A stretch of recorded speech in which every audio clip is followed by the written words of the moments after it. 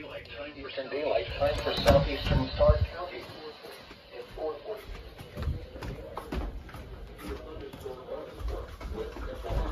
County in west central Pennsylvania. Northeastern Butler County in west central Pennsylvania.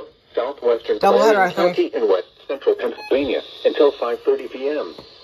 At 4:45 p.m., a severe thunderstorm was located 9 miles northeast of Shannon and power lines 12 miles north of Butler, moving east at 25 miles per hour. Hazard, 60 miles per hour wind gusts. Source, radar indicated. Impact, expects damage to roofs, siding, and trees. Locations impacted include Reimersburg, East Brady, Parker, Sligo, Bruin, St. Petersburg, Eau Claire, Petrolia, Carn City, Callinsburg, Fairview, West Sunbury, Foxburg, Hooker, and Boyers. Seek shelter inside a well-built structure and stay away from windows. The storm is capable of producing damaging winds.